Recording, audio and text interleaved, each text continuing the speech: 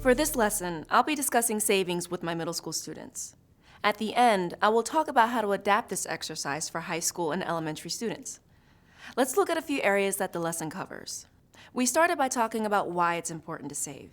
And in that discussion, the students came up with great ideas on how setting and reaching financial goals can be achieved by saving. There are many reasons to save, and we discussed the difference between short-term, mid-term, and long-term goals. These discussions led to a conversation about the different options that banks and credit unions offer for saving and other ways or places to save money. Their piggy banks, savings accounts, CDs, savings bonds, and money market mutual funds. To help them better understand the different options for saving, I planned an activity in which in small groups, 2 to 3 students per group, will research a given savings options, then present their findings to the class. To keep them on track, I'll provide them with a list of questions that their research will need to answer. Okay, did everyone receive a savings options to research? Yes. Okay, together as a team, you will discuss the best way to get the most information you can on that option.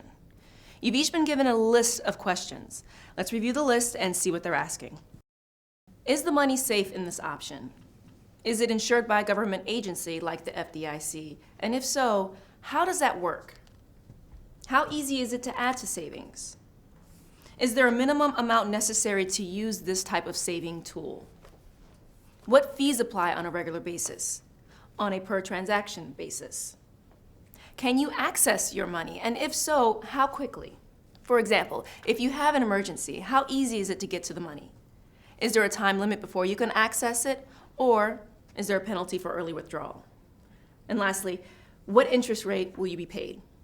I want you to be sure that your research answers at least all of these questions, but don't let this limit you.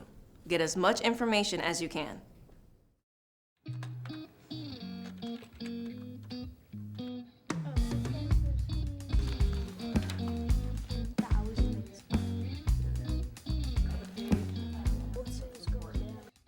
Our research is certificates of deposit, or which other people would like to call it, CDs.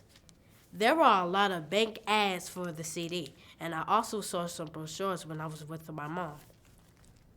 We found out that if your CD is at an FDIC-insured bank, then your account is insured up to $250,000. And if it's at a credit union, it is also insured up to $250,000 by the NCUA. The FDIC and the NCUA are both part of the federal government. Some banks or credit unions aren't insured by the government. They have private insurance or they're not insured at all. It's very important to know what kind of insurance covers your CD. Do you guys have any questions? My students really enjoyed this activity, and they seem to get a lot out of it. This lesson can easily be modified for both elementary and high school students. For an elementary school group, you could spend more time coming up with reasons why people save. Instead of creating research teams, have each student compare saving at home in a piggy bank and saving at a bank or credit union. For high school students, try talking about different saving goals and why someone would select one savings option over another for different goals. You could also add investments, such as stock index mutual funds, to the list of instruments to be compared, and add different account types, such as IRAs, to the list. Thank you for viewing this presentation today.